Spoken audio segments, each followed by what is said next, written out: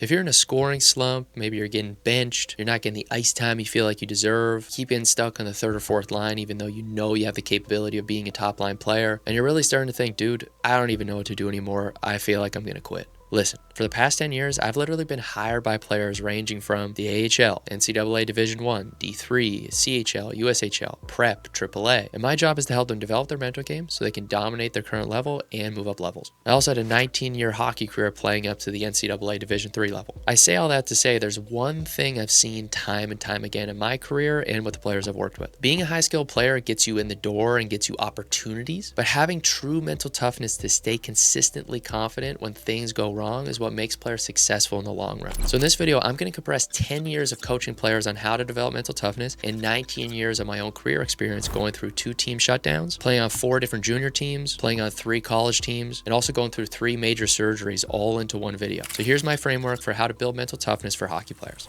So if you're really going through some tough shit right now and you feel like giving up, you're not broken, you're not soft, there's nothing wrong with you, you're just hitting something called a career dip. A career dip is that stretch where you feel like everything is slipping away. All the time you spent working on your game, all the sacrifices you've made, everything is starting to come to this moment where you're like, man, I just don't think it's going to work anymore. And here's the important part to understand. Career dips happen to everybody. They even happen to the guys who we think are built different. These elite NHL guys or whoever it is, they all go through this at some point. I think Connor Bedard right now is an awesome example of this. And of course, you can pick endless players, but he's just a really good example. So with Bedard, at the highest level with the whole world watching, he still gets punched in the mouth by adversity. So in his rookie season, he breaks his jaw. Second year, he pops his shoulder out and can't play for a while. And then right after that shoulder injury, he doesn't get picked for the Olympic roster. That's the kind of stretch that can easily make a player bitter and start to doubt themselves. But the difference with elite, mentally tough guys is that they might feel it. Yes, they have the emotion, but they always figure out what to do next. They don't let it break them. So instead of it being something that turns into multiple weeks or months of doubting themselves and then their career falls apart, they find a way to bounce back. They realize that one negative thing or a few negative things or even a week or a month of negative things doesn't define who they are. And the best players are actually able to do something really, really important that you gotta understand. And we're gonna talk about that later on in the video. And so the way to think of mental toughness and being able to bounce back from things is that it's a real skill. So it's not hype, it's not rah-rah, watching a bunch of motivational bullshit. It's the ability to stay within your standards and get back to your game when you get punched in the face, when you get taken out of a game, when you have a really shitty game or two. And so that's why we're gonna talk about this next piece. So most players think that mental toughness is one thing. It's just be tougher, but it's not. It's a framework with specific skills that you can learn, just like shooting isn't just one skill. There's a whole bunch of ways you can learn to shoot. There's different techniques and ways to actually build it. So right now I'm going to teach you the framework that I teach all of my high-level guys that is super, super impactful once you fully understand it. And once you understand it, you also understand how it actually makes you more confident, because if you can be mentally tough, it means you can get back to being confident quicker. So that's why if you have a confidence issue, a lot of times it's actually a mental toughness issue disguised as a confidence issue. So first, let's define mental toughness very clearly. Mental toughness is the ability to keep acting like the player you want to be towards the goals you want, even when things get hard or go against what you want. It's not about always feeling good. It's not about always feeling confident. It's even when you're annoyed, embarrassed, tired, or doubting yourself, you keep doing what you need to do. You show up in preparation, you show up and perform. This is what most players miss. Like I said before, mental toughness is what creates that stable confidence, because you know no matter what gets thrown at you, you will be able to handle it. Because at the end of the day, you know real confidence isn't just a feeling like I show up and I feel great. Because if you only play good when you feel good, well then you're completely fucked if anything goes wrong. So you can think of real confidence as mental toughness, and you can think of mental toughness as I know how to get back to being me, staying true to my identity, being who I am as a player. So even if you dip, you recover. And now I'm going to show you exactly how to build this. So these are the 4 pillars of mental toughness that you have to master, and each of them is very, very important. But the third one is the one a lot of players struggle with. This is at least what most of my clients have said. So there's a story of a guy, and he walks up to this kind of God figure and he says, I want to have good character. I want to be somebody who's strong and tough and respected. And then the God figure says, okay, I'll give you a very difficult life so you can build all those skills. And the guy's like, no, I don't like that. I don't want to go through that. I want a good life. Then he kind of turns around. He kind of comes back to that God figure and says, okay, wait. I want to be mentally tough. I really admire people who are mentally tough. How can I do that? But then the God figure says, okay, I'll give you a tough life so you can learn how to build that mental toughness. And then finally the guy realizes, oh, I see what you're saying. You don't build build mental toughness, you don't build character traits by being comfortable all the time. You get it by going through difficult things, forcing yourself to adapt, learning how to actually develop those skills. You need friction in your life. So realize if you're in a hard stretch right now, it doesn't mean you're broken. It's actually a good thing. Going through tough stuff means it's building you into the person you need to be. So here's the 4 skills that get developed when you go through tough stuff so you can identify them, notice what you're weakest at, and get better at them quickly. So the first mental skill is tolerance. You want to ask yourself, can you stay steady when something hits you? A chirp, a bad call, a big hit, a mistake, getting benched. If one mistake yanks you off your game, your tolerance is weak. So here's a simple test. If you get chirped, if you get benched, if your coach looks at you weird, do you play your game the next shift? If yes, then your tolerance is good. If not, if you get thrown off pretty quickly with very minimal stuff happening, then it means tolerance is the first thing you need to work on. Now there's a whole skill set to really work on this, but the first core piece to understand when it comes to building tolerance is it's really awareness. You need to be aware of when things are starting to break you and catch it instantly. You almost stop it before it even becomes anything. You notice, oh, there's some discomfort, boom, right back, take the action. So you want to be somebody who's very action oriented. You notice emotions, but you keep taking the action. That's somebody who just doesn't get affected by anything. Now here's the thing, you are going to be affected by stuff. You're not going to be able to tolerate things forever. So that's where the second step comes in, of fortitude. This means, can you keep your standards even after a bad moment? So maybe you have a bad play, a bad shift, a bad period, or even a bad game. It's really asking, is that something that lasts, or is it something that's very short-lived? Can you have a bad game Friday and then come back Saturday and be a pro? Fortitude is basically stopping a mental spiral. And so how you stop a mental spiral is you learn to actually catch it, which is the first piece of tolerance, but you also learn how to say, okay, I'm stopping this. And the way I teach players to do this is something called the change game. So if you notice something come up, you simply say change. You cut it off. And what this does is it's called a pattern interrupt in psychology. You want to learn to interrupt patterns and notice, okay, I'm going into this spiral, change, or whatever that keyword is for you. Very simple, but it's super, super effective. Now, the third skill, this is what most players struggle with, so you really need to dial in on this one. The third skill is resilience. So this is the ability to actually bounce back. So again, is it seconds, minutes, periods, days, weeks, months? Most players I coach really struggle to master this skill. And it's not because they're soft, it's because nobody's actually taught them how to build a reset plan. So we are going to talk about a reset plan after this, so don't worry. I want you to kind of hold over on that one. Now, the fourth one is adaptability. Do you get better from hard stuff or bitter? You got to realize hard stuff is coming either way. The question is, what does that difficult stuff turn you into? So to become somebody who has this ability to be able to take something and adapt from it is to be able to see challenges as tests, to see them as almost mental workouts. So if you get sat, it's just like doing a really hard set of squats. Yes, it's painful. Yes, it's not exactly fun, but if you frame it as something that's building you, you actually want to lean into it. You're excited by it because you're like, awesome, I know I'm going to get stronger, bigger, faster, more powerful from it. So that's the frame you want to start to see things through. And so the quick recap is tolerance is being able to stay steady when you do get hit. Fortitude is keeping those standards after you get hit and preventing the spiral. Resilience is being able to actually come back, and adaptability is actually becoming stronger from it. Now let me tie this to a real story so you can see how I've actually applied this and where I've kind of made mistakes in my career. So I remember in junior, I actually committed to my first junior B team, or essentially kind of like a junior A team. And I went there for the coach. It was pretty much the whole reason I was there, and everything was working great. I was playing super well. I was in a good position. And then one day, coach pulls me aside and he's like, hey man, I'm really sorry, but I'm going to have to leave the team. And I was so mad. And the reason he had to leave is for a pretty solid reason. The team was kind of putting him in this odd position of making him essentially manage the team, deal with all of the kind of core things that allowed us to succeed. He was doing the bus scheduling. He was scheduling food. He was coaching the team. He was doing all this stuff. And so I got it. I wasn't actually mad at him, but I was really mad at the situation. And I'm not going to lie, there was a moment where I actually considered just like stopping. Now I know that sounds really soft. I get it. You're like, oh my God, how could this guy who talks about mental training be somebody who's about to quit because a coach left? But you got to realize when you develop a plan, and I'm sure you felt this before, you have a clear plan and a path forward, things are working, and then all of a sudden your plan just gets cooked like instantly. The thing I really learned in that moment is that nothing is ever guaranteed in hockey. Not a coach, not a role, not a spot, not a plan. So you can't be a mentally fragile player because confidence has to come from, I know I'm figuring it out. I know I'll sort this out. In that moment, I really had my mental toughness tested. And yeah, I could have probably broken. I could have just kind of gave up on the season, but I actually took it and I finished the year strong. I got nominated for Rookie of the Year that year. I didn't win it. There's a dude from Brampton who won it, which I was a little pissed about. But the point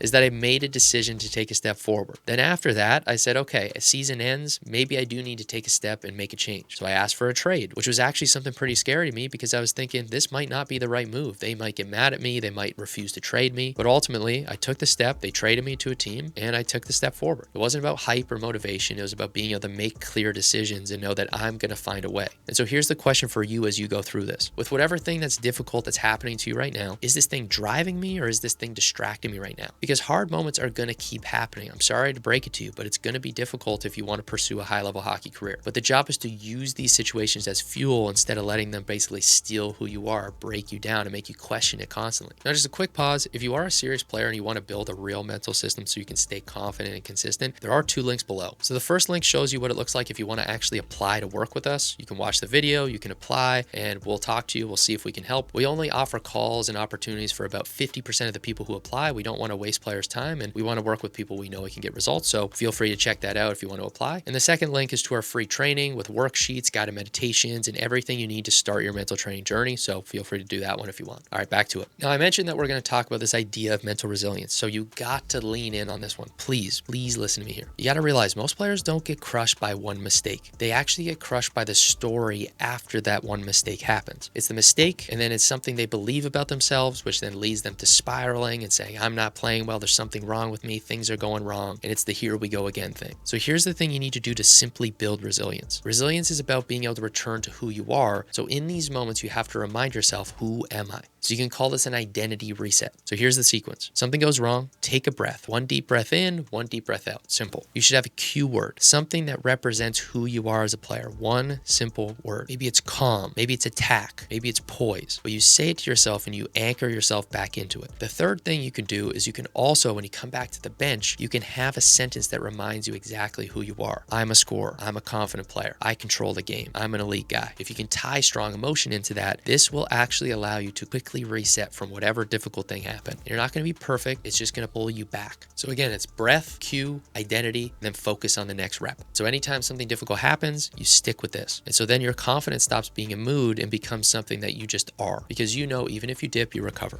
Now, let me tell you a second story to kind of tie this together. So when I did go to that new team, so my first year was my 17-year-old year. My next year was my 18-year-old year. I remember I went to that second team and the coach pulls me aside about a third of the way through the season. And he says, look, I think you're really good at everything, but you're not great at anything. And it's very hard for me to know where to put you in the lineup. And I remember how much that stung, because in my head, I'm thinking, okay, I'm still producing. At that point, a third of the way through the season, I was second on the team in points. And I just had this feeling of, man, I just feel like nothing I'm doing is right. So I was thinking a lot. I started questioning myself. I'm thinking, screw this guy. I'm going to ask for a trade again. And then I talked to my parents and we came up with a game plan. This is where the kind of mental toughness piece came into play. As I didn't give up, I said, all right, let's figure it out. Let's take some clear action. So we focused on, okay, who am I? What do I need to work on? Set a goal of what I need to work towards, and we made it work. My goal was college hockey, so I knew I needed to become a player who was capable of that. So what I did was I treated that season as, okay, I'm going to learn to be somebody who can produce with anyone. I don't care if I play with a player who has 3 points in 30 games. I'm going to find a way to help our team produce. And I did. I found a way to be the 3rd highest scorer on the team, even though I played 3rd and 4th line minutes pretty much the whole season. Very minimal power play time. And I used that year to make me better. So for you, that's what you have to do. If you want to be somebody who's resilient, the second you get faced with a difficult thing, you need to see it as, okay, how can I use this as a way to actually become more of who I want to be? And in my case, I wanted to become a more complete player. So that's what I focused on. Use this to make me more complete. That also essentially made me adaptable, because I used it and I adapted and I became stronger from that year. And so to connect this story back to something that's very practical for you, sometimes you're going to be on teams where you have to earn trust and your coach is not just going to give you freedom right away. So a lot of players want to have top line confidence without paying the cost of playing on a lower line. But here's the truth. You're not stuck on the lower lines. You probably just haven't paid the cost that you have to pay with this current coach to get more opportunities. Sometimes the cost is going to be a limited role, limited minutes, or just not getting to play with the players you know you deserve to play with. Sometimes you have to play it safe and earn trust. So the way I want you to frame these types of situations is not that the world is against you. Instead, that you have to pay whatever the cost is. You have to pay kind of like the tax to get to where you want to go. That might mean watching more film, might mean shooting extra pucks. It might mean investing in help on your mental game, investing in help on IQ, investing in help on your physical game. Whatever it is, it's making consistent investments. It's paying the cost. And I'm not just saying money, it's time. It's going and studying online. It's reading books. It's doing what you need to do. So realize whatever you want, there is a cost associated with that. So you have to